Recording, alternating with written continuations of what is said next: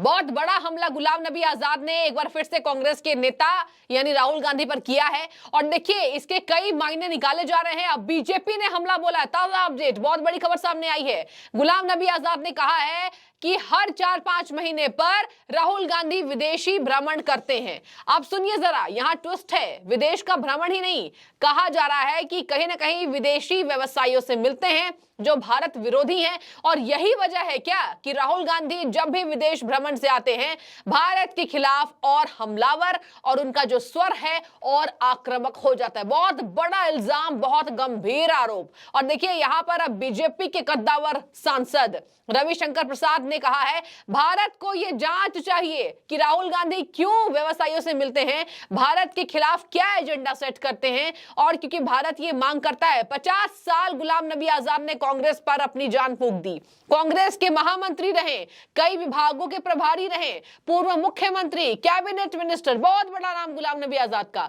सदन में हर कोई उनका मुरीद है, वो शब्दों की गरिमा जानते हैं। प्रधानमंत्री की कुछ तारीफ क्या की, कांग्रेस उनके पीछे पड़ गई है। और देखिए इसी सब पोल को खोलेंगे आज जो वरिष्ठ पत्रकार हमारे साथ मौजूद हैं, अजय पत्रकार जी। अजय जी बहुत स्वागत सबसे पहले। और सबसे पहला सवाल मेरा सर, क्या लगता है बाहर क्यों जा रहे हैं राहुल गांधी और जाने के बाद आक्रामक क्यों हो जा रहे हैं? गुलाम नबी आजाद का ये जो रुख है क्या दर्शाता है, बताइए दर्शकों को। कि ऐसा है कि गुलाम नबी आजाद के बारे में बतला दें। गुलाम नबी आजाद की ने नेहरू जी को देखा, नेहरू जी के अंडर में काम किया, इंदिरा गांधी के बिल्कुल अंडर में काम किया, मंत्री रहे, राजीव गांधी के अंडर में काम किया, संजय गांधी के साथ काम किया, सोनिया जी के साथ काम किया, राहुल के साथ काम किया, उनके परिवार को। दूसरी आपको लंबा समय दूसरी आपको बता दें, इनका जो परिवार है मोतीलाल जी के बाबा और पिताजी, उनका नाम नहीं बतलाएंगे कि चूंकि कोई गांधी रहा, कोई नेहरू रहा, और मोतीलाल जी के पिताजी का नाम नहीं बताएंगे। तो उस जमाने से लेके अभी तक इनके परिवार के संबंध रहे बिल्कुल, और ये सब लोग एक हैं, बिल्कुल एक, समझ लीजिए भाई की तरीके, बिल्कुल एक दूसरे को बहुत मानते और ये इतना सम्मान करते हैं।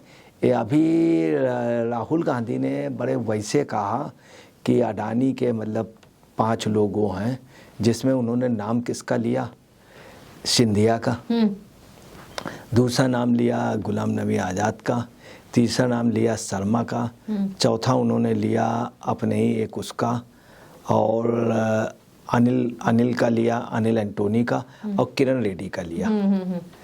तो आपको बताने गुलाम नबी का नाम लिया कितना गलत है कि ये लोगों का अडानी से कोई भी न सिंधिया का संबंध ना उनसे, और इन्होंने नाम लिया कि उनके 5 आदमी हमको अडानी के उसमें रोक रहे हैं, उनके प्रवक्ता बने।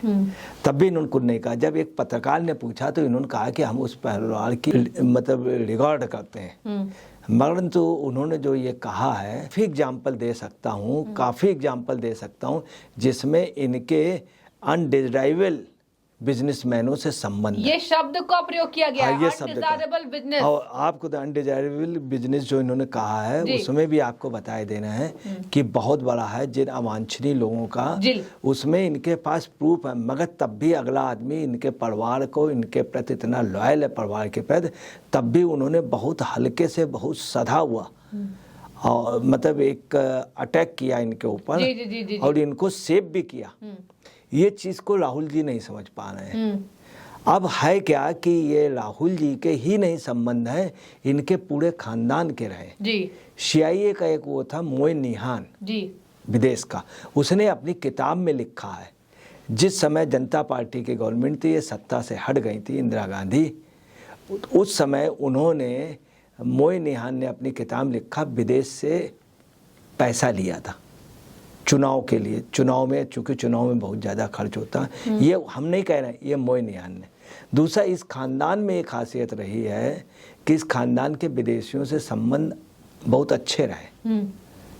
पहले इस परिवार के अदनान खगोशी से भी संबंध की बात कही गई थी। एक बहुत बड़ी लेडी थी, उनका भी अदनान खगोशी उनको मदद करता था, इनको भी इनडायरेक्ट वे पे दूसरे सोर्सेस से सपोर्ट था। अच्छा अजय जी, ये क्यों कहा गया कि एक 10 अनडिजायरेबल से मुलाकात? 10 अनडिजायरेबल, उनके नाम भी आपको बताए देना कौन कौन है। दूसरा, इनका परिवार का शुरू से रहा कि पंडित विजय लक्ष्मी जो बहुत भली लेडी थी, संयुक्त राष्ट्र संघ की अध्यक्ष, उनको मार्शल टीटो और नासिर 3-4 लोग बहुत मानते थे, क्योंकि उनके ये भाई थे, उनसे शक्ल मिलती थी नेहरू जी को, तो नेहरू जी को भी यूगोस्लाविया के टीटो, मिस्र के नासिर और ये लोग बहुत मानते थे, तो विदेश से संबंध रहे। एक बार ये विश्व युद्ध में नेहरू जी चाइना चले गए थे। हाँ। तो नेहरू जी का मरते दम तक चाइना से बड़ा प्यार रहा, क्या मोहब्बत रही पता नहीं चला। इनका ये भी रहा, नेहरू जी का, वो हिंदुस्तान की किसी महिला को इतना नहीं मानते थे, परंतु वो मैडम माउंटबेटन को, एडमना माउंटबेटन को बहुत मानते थे। क्या था, पूरे देश में हंसी होती थी, सभी लोग परेशान थे, मगर जो एडमना माउंटबेटन, उन्होंने क्या किया, उनका कुछ भी हो, उन्होंने इनको प्रधानमंत्री बनवा दिया। अच्छा ठीक है अजय जी, मतलब कि नेहरू जी का भी संबंध जो है वो कहीं ना कहीं इसमें आपने विशेषता करके बताई।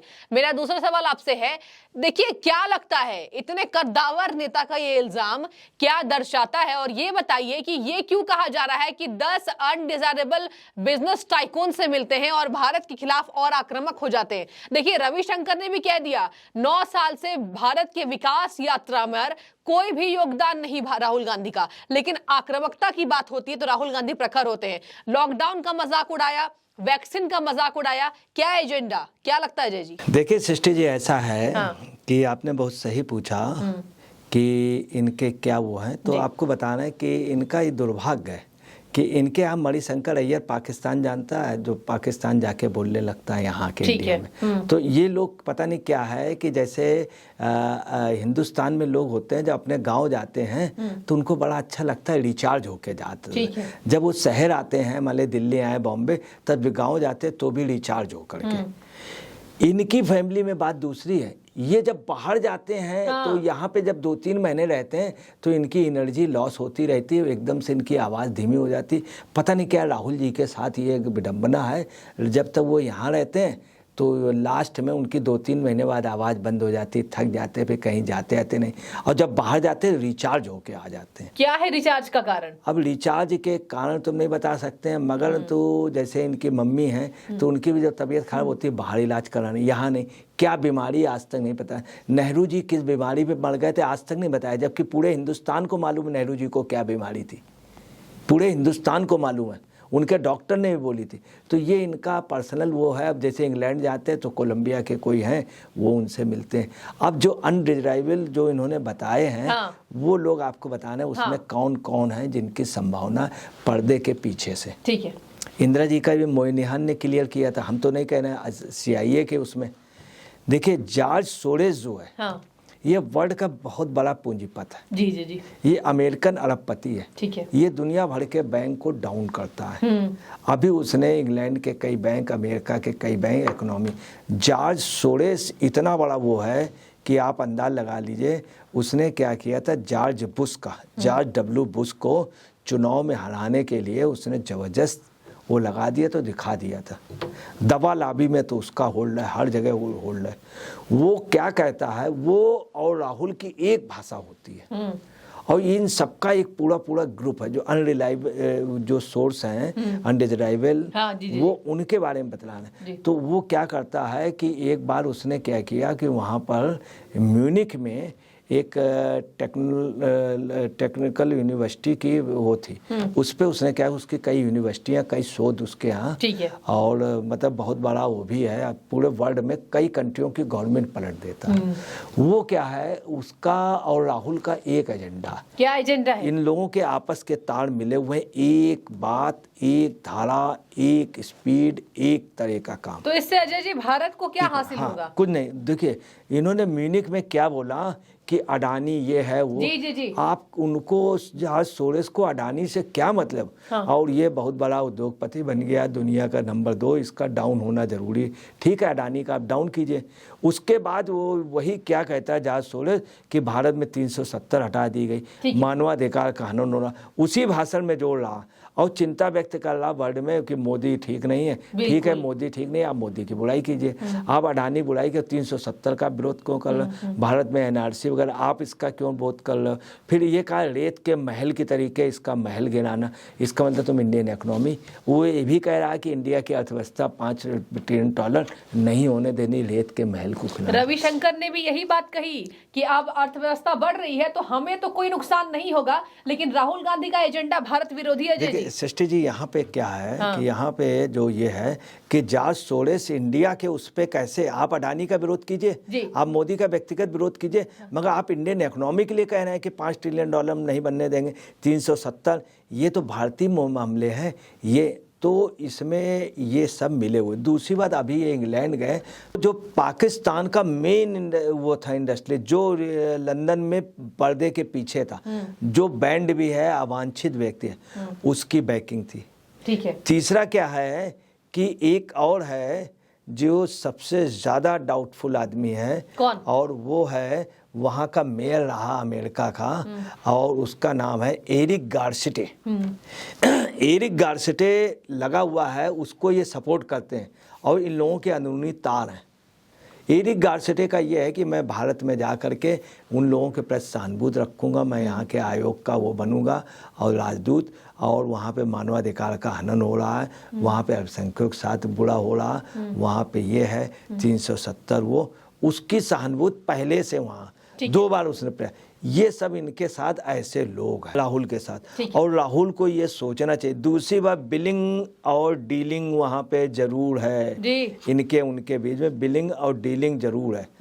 तो मैं एक बात कहना चाहता हूँ, मतलब और ख़ास तौर से राहुल से एक अपील करूँगा, तू इधर उधर की बात मत कर, तू इधर उधर की बात मत कर, ये बता कि हमारे देश में अर्थव्यवस्था कैसे मजबूत हो जी, इसके लिए तुम बताओ। मोदी को हर जगह वो करो, मोदी को कटघरे में खड़ा करो। अगर मोदी ऐसा कहीं कुछ नहीं, विदेशों से कई सफलताएं हम लोगों को मिली, इन लोगों ने कोई जिक्र नहीं किया। मुझे एक बात नहीं समझ में आ रही है, अडानी को लिए जांच हो, अडानी को जेल हो, जो कुछ भी हो, राहुल गांधी को पर्सनल मुकदमे दायर करना चाहिए और बिल्कुल आंदोलन कर देना चाहिए।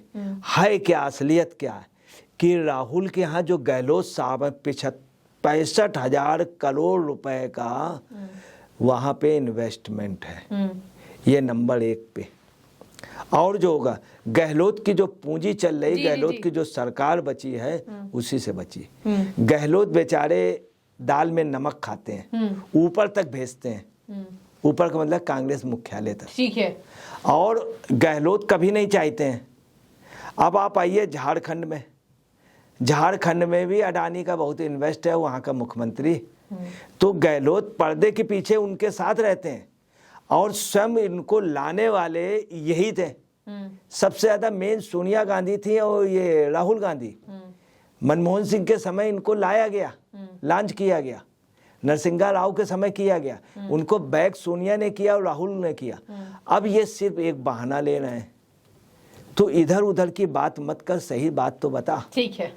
तीसरा क्या है कि इनका बंगाल में जो है ममता बनर्जी जो सौदी हैं, उनका भी है कि उनके यहाँ भी 15 करोड़ रुपए का अभी इन्वेस्टमेंट हुआ है। छत्तीसगढ़ में हुआ है, छत्तीसगढ़ में हुआ। इनके यहाँ जितने थे पहले भी चीफ मिनिस्टर, कर्नाटक में भी उन्होंने। तो ये चीज़ समझ में नहीं आ रही है, क्या कह के आ रहे हैं, क्या चाह रहे हैं। इनको जब हाथ में कुछ नहीं मिला, पहले बोफोर्स के जगह वो वाला अगस्टा वाला चिल्लाते रहे, अगस्टा में भी इनकी वो है तमाम उस पे। तो इनके जो हैं सोर्सेज हैं अवांछित पूंजीपतियों से, उन्हीं के बल पे इनकी चल रही। ये एक प्रकार से सुपारी देना हो गया, भारत के बाहर जा करके एक लाइट वे में समझ लीजिए सुपारी देना। ठीक है, ठीक है, ठीक है अजय जी। देखिए अजय जी के हिसाब से कहीं ना कहीं ये सुपारी देने के काबिल है, और कहा जा रहा है कि जो एजेंडा है उसी का संबंध अजय जी ने क्लियर किया है कि क्या वो एजेंडा है और क्या वो हो रहा है जिस पर बीजेपी हमलावर है। आखिर क्यों आप अवांछनीय बिजनेस टाइकून से मिलते हैं और उसके बाद और राहुल गांधी आक्रामक हो जाते हैं, इस पर समझना होगा। गंभीरता बनी हुई है, गुलाम नबी आजाद के हमले को कहीं ना कहीं मुख्य तौर पर लिया जा रहा दर्शकों। और यहां पर रविशंकर प्रसाद ने भी कह दिया है कि भारत ये मांग करता है कि ये भारत को बताया जाए, ये कहानी बताई जाए कि आखिर क्या करते हैं विदेशों में जाकर राहुल गांधी। देखिए, अगर अर्थव्यवस्था को बढ़ाने की बात करते तो हम ये क्वेश्चन नहीं करते, लेकिन यहां पर 9 सालों से राहुल गांधी ने विकास यात्रा में कोई योगदान नहीं दिया है। इसके साथ ही भारत की सभी सफलताओं को उन्होंने विफलता बताई है। इसकी क्या वजह, आज बीजेपी इसकी मांग करी। अजय जी, बहुत बहुत शुक्रिया आपका। आपने कांग्रेस के एजेंडे को कहीं ना कहीं इशारों में दर्शकों को समझाने की कोशिश की है। अब देखिए दर्शकों, आपके ऊपर है, आप इस बात को किस तरीके से ले रहे हैं और आपकी जो राय हो इस गुलाम नबी आजाद के बयान को लेकर और रविशंकर प्रसाद के अटैक को लेकर, आप कमेंट बताइए।